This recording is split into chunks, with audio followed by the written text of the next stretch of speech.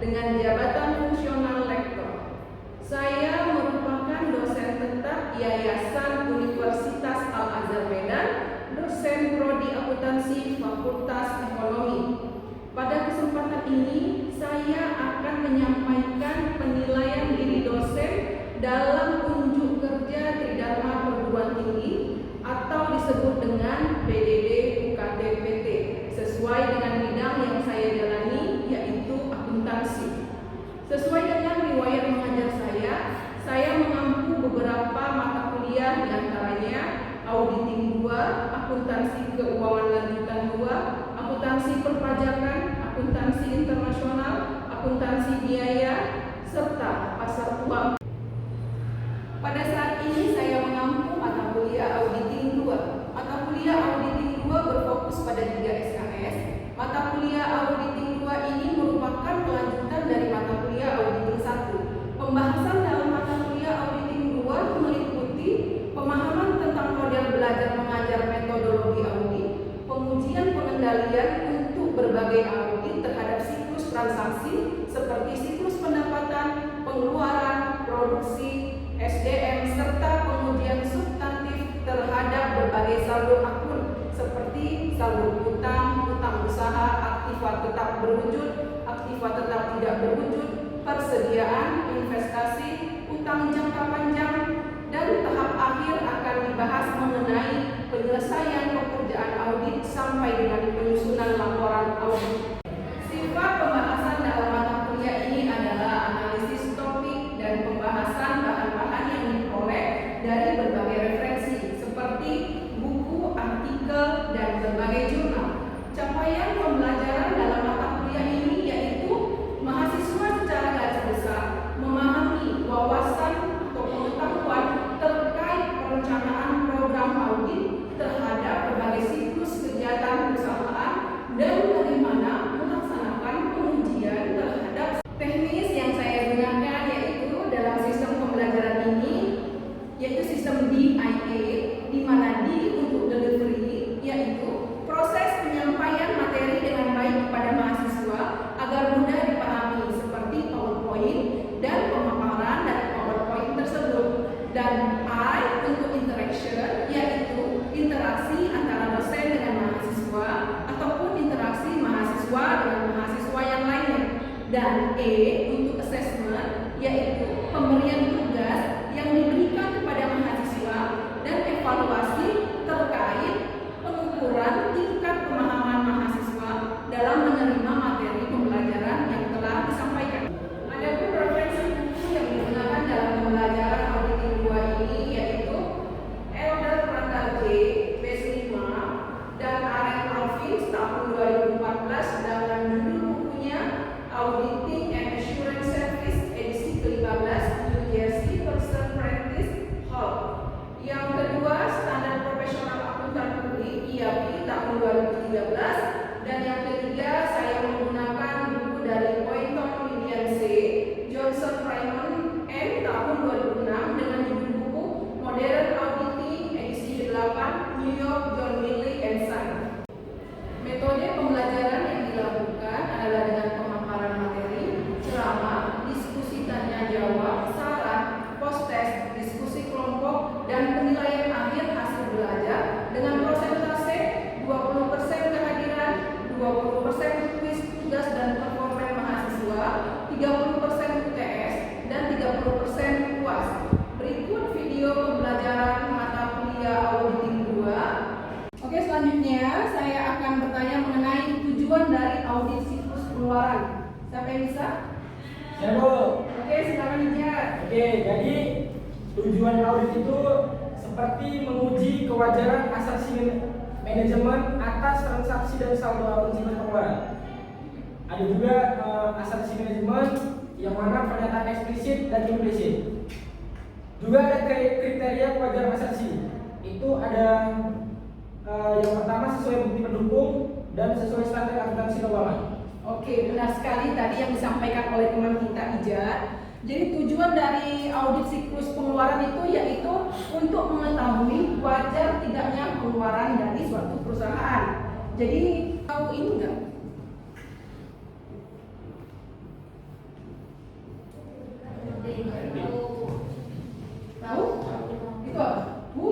Guru. Ya, HRD apa saya? Human Resource Department atau istilah lainnya personalia atau sumber daya manusia. Jadi yang mau kita audit siklusnya, artinya proses transaksi yang ada hubungannya dengan sumber daya manusia dan penggajian. Nah, kalau kita bicara HRD, itu bicara apa kita? Iya, benar sekali.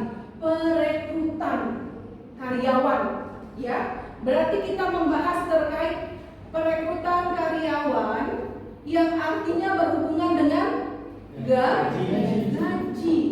Maka kalau udah terkait dengan gaji atau uang, harus sering-sering audit. Nanti bisa hilang apanya, karyawannya. Oke, lanjut ya. Nah, siklus SDM dan penggajian. Nah, siklus SDM adalah siklus transaksi yang berhubungan dengan sumber daya manusia, mulai dari rekrutmen, pelatihan, penggajian, pemberian bonus, bahkan sampai PHK. Semua diatur di dalam sumber daya manusia. Nah, selanjutnya, apa sih Bu tujuan kita untuk audit siklus SDM ini? Untuk apa? Ya untuk tadi seperti yang disampaikan oleh Ijaz, untuk mengetahui wajar enggak proses transaksi yang ada dalam sumber daya manusia dan penggajian di suatu perusahaan. Contohnya apa? Yang sering bermasalah? Lembur, iya kan?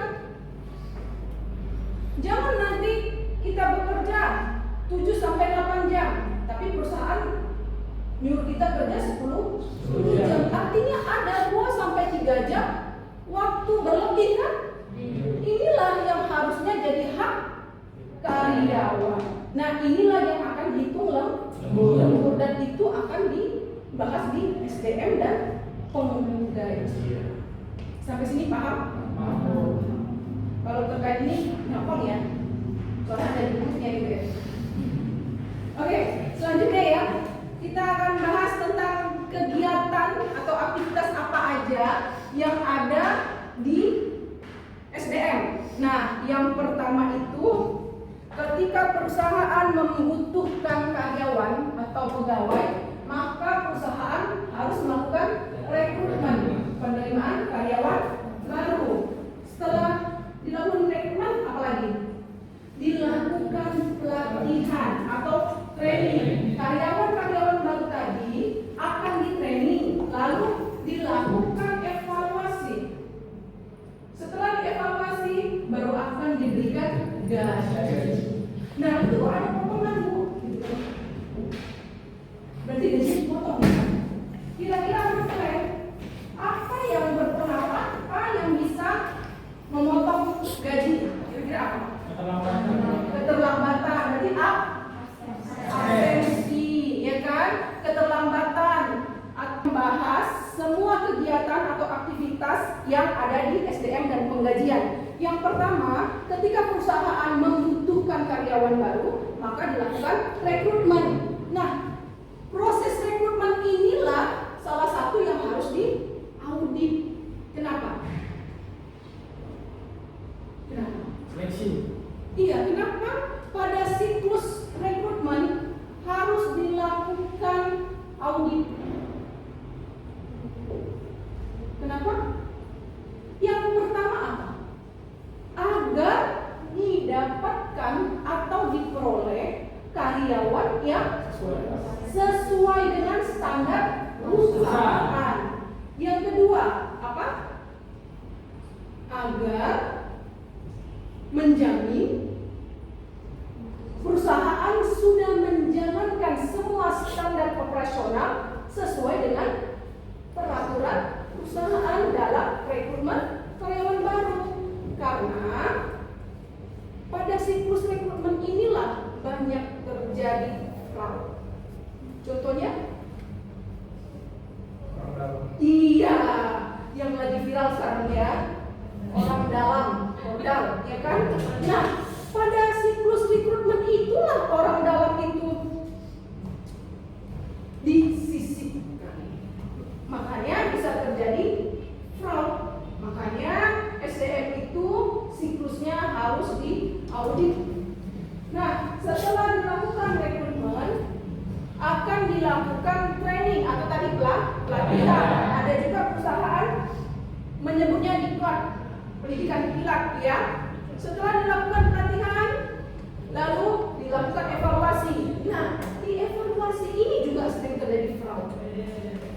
Kita membahas laporan keuangan, apa aja akun yang akan kita periksa ketika kita mau mengaudit siklus sumber daya manusia dan penggajian. Nah itu tadi kita butuh laporan keuangan neraca dan laba rugi karena di situ terdapat utang biaya gaji dan beban gaji.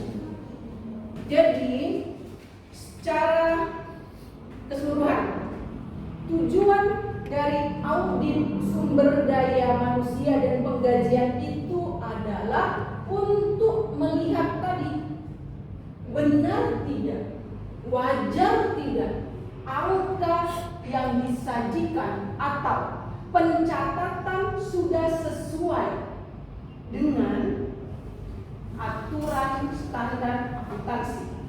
Ya, jadi contohnya gini, Bu, tahu dari mana Bu kita itu terjadi fraud atau error?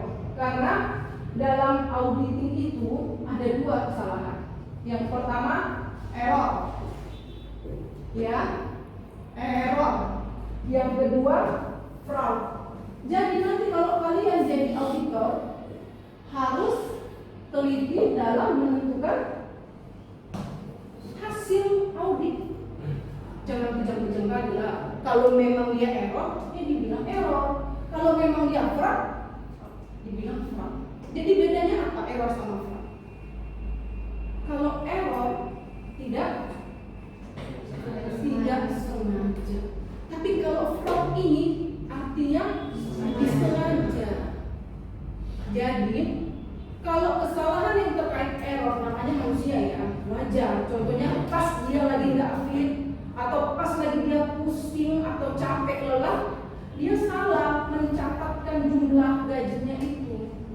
Misalnya yang seharusnya misal 5.150.000, ya kan? Dicatatkan 51.500.000, ya kan? Nah, tapi dilampirkannya bukti pembayaran ke seluruh karyawan. Nah, tapi ujung-ujungnya apa nanti kalau begini? Rugi atau pendapatan turun. Nah, nanti akan ditanyain sama auditor, ya kan? Kok bisa salah catat? Masa sih Pak? Gitu kan? Nah, kalau pengakuan dia pada saat itu dia sakit, ya berarti memang lagi nggak fit, artinya error ya, bukan fraud. Nah, kalau yang fraud itu disengaja, uangnya selisih dari 5.100 dengan 51.500 dimasukkan ke kantong. Nah, itu sengaja namanya. Kalau ini kan dia nggak ada ngapain duitnya, cuma dia jadi ini kan rugi kan.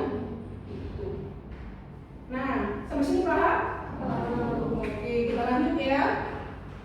Resiko salah saji. Resiko salah saji biasanya terjadi pada penggajian, tapi kalau terkait penggajian itu jarang dia terjadi. Kenapa? Karena kan itu hal rutinitas tiap bulan kan dilakukan, makanya dia relatif kecil. Nah, yang perlu kita waspada itu di mana? Di lembur, potongan gaji, ya kan? Karena takutnya 1 hari absensi dipotong 3 hari absensi, ya kan? Jadi perusahaan dan karyawan harus sama-sama tahu terkait aturan ketenaga kerjaan. Apalagi kita ya sebagai karyawan itu jangan sampai lah dirugikan oleh perusahaan. Makanya perusahaan dengan karyawan juga itu harus ada PKB-nya, perjanjian kerjasama. Ya. Selanjutnya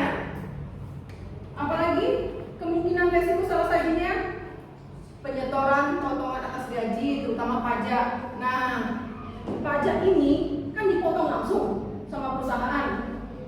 Artinya perusahaan juga harus membayarkan. Kalau nggak dibayarkan nanti gimana pajaknya? Kena denda. Nah, kalau kena denda, siapa yang bebankan? Kalau salahnya perusahaan, ya perusahaan dong, ya kan? Karena siapa yang telat bayar? Kan perusahaan, kan sudah langsung dipotong, ya kan? Oke, selanjutnya. Nah, dokumen-dokumen terkait sumber daya manusia dan penggajian. Apa aja yang akan kita cek atau periksa ketika kita nanti jadi auditor? Nah, yang pertama, SK pengangkatan. Tadi ketika rekrutmen, ya kan? Ada karyawan baru, pegawai baru. Pasti cuma ada SK pengangkatan dan pemberhentian. Pemberhentian itu cuma PHK doang. Selain PHK ada satu lagi? Iya, pensiun. Selain pensiun, apa lagi tadi? Resign.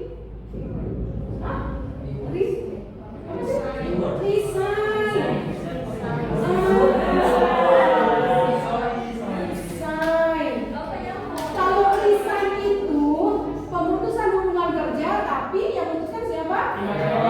Pihak karyawan, bukan pihak perusahaan. Itu namanya resign, ya. Itu juga ada SK-nya. Nah, yang kedua, skema data prestasi kerja karyawan. Selanjutnya, skema gaji per karyawan itu memang harus, ya. Karena kan apalagi kalau kita bekerja di perusahaan yang menerapkan lembur atau BUMN, itu biasanya harus ada skemanya per karyawan. Karena per karyawan itu dinilai di kinerjanya, ya. Paham? Salah satu indikator penilai kinerja karyawan itu apa? KPI,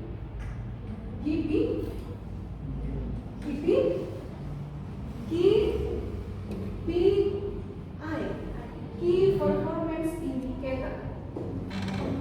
Jadi inilah indikator yang digunakan perusahaan untuk menilai kinerja, apakah A bagus, B turun. Jadi dari KPI inilah nanti akan menentukan besar kecilnya bonus karyawan. Nanti kalian kalau bekerja di BUMN itu nanti pasti ada KPI-nya. Biasanya pas semester per 6 bulan. Jadi walaupun pegawai tetap di BUMN itu bonusnya beda-beda. Iya kan? Iya, bonusnya beda-beda.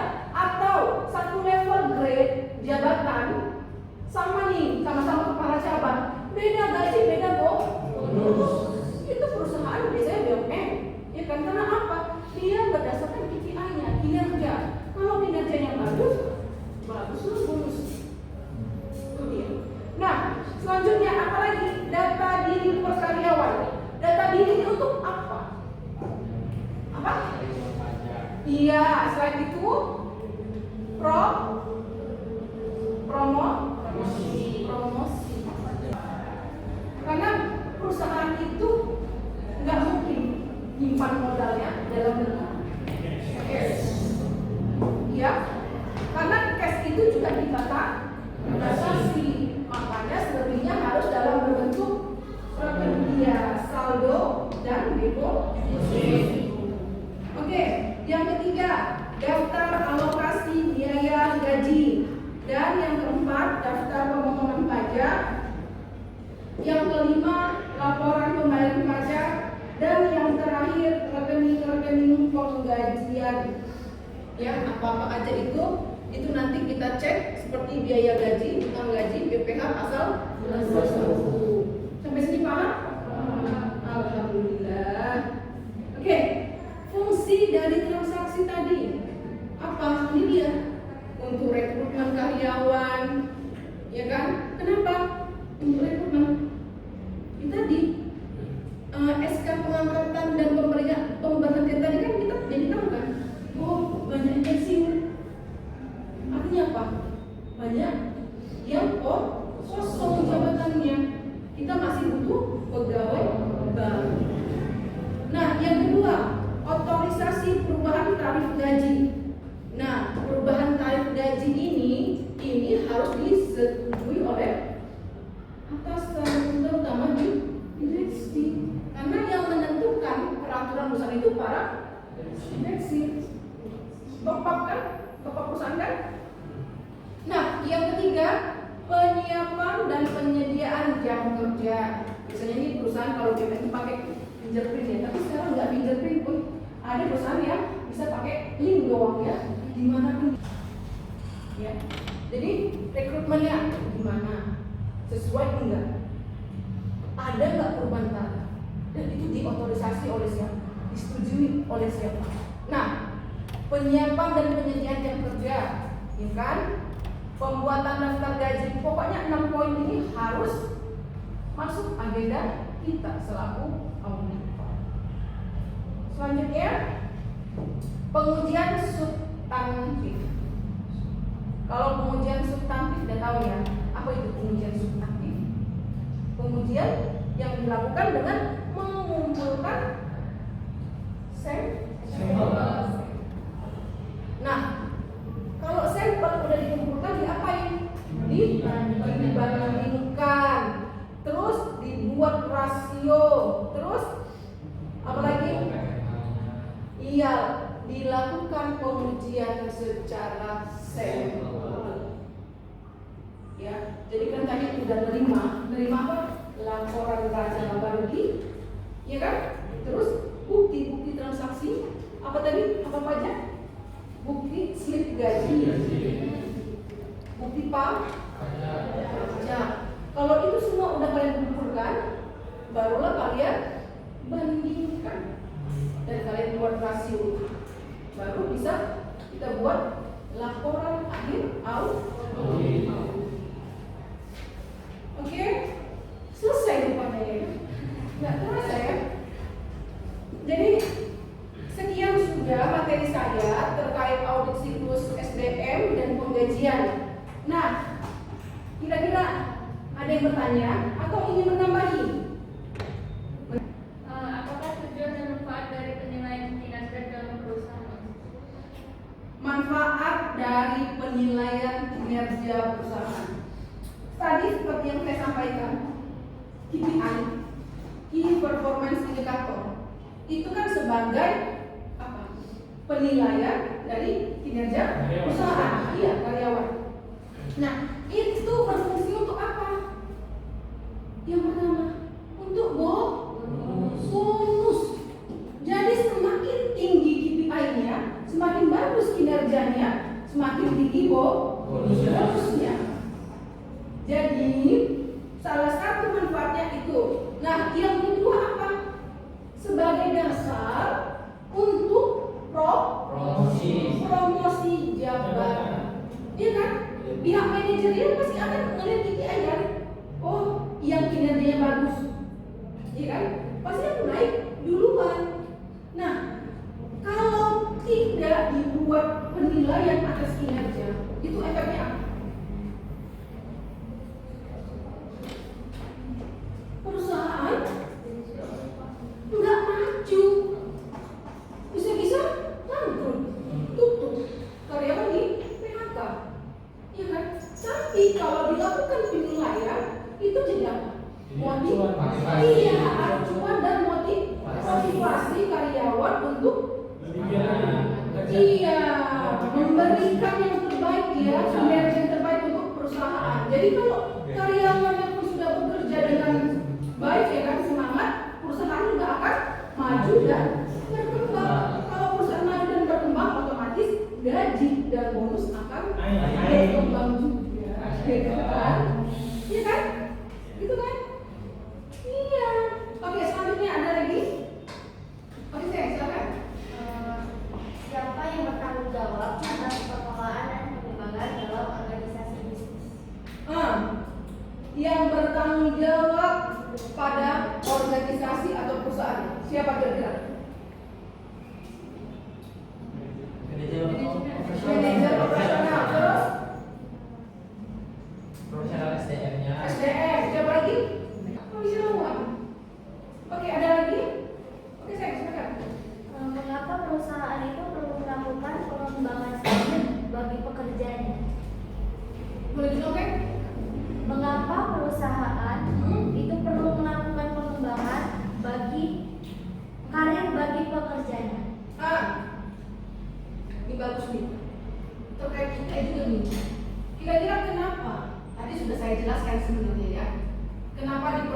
KPI, kenapa diperlukan penilaian, kan?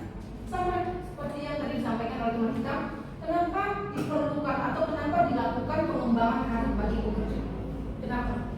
Ya itu tadi untuk kemajuan perusahaan, untuk sebagai bentuk tanggung jawab kita kepada perusahaan. Nah, yang terakhir apa? Bahkan kita punya goalsnya kan, tempo 3 tahun naik jabatan. Nah, ya kan? Ya enggak. Itulah makanya bukan perlu lagi pentingnya perkembangan karir di suatu organisasi atau perusahaan. Oke, sampai sini ada lagi? Oke, saya silakan. Gimana tadi terkait materi saya? Paham ya? Oke, alhamdulillah. Kalau begitu selesai sudah pertemuan keempat kita pada hari ini. Semoga materi yang saya sampaikan bermanfaat. Sampai ketemu lagi minggu depan. Saya juga ucapkan terima kasih ya karena sudah datang. Oke, kalau gitu saya tutup pertemuan hari ini dengan hamdalah. Alhamdulillah. Tetap semangat. Sampai ketemu minggu depan. Jangan lupa tugas.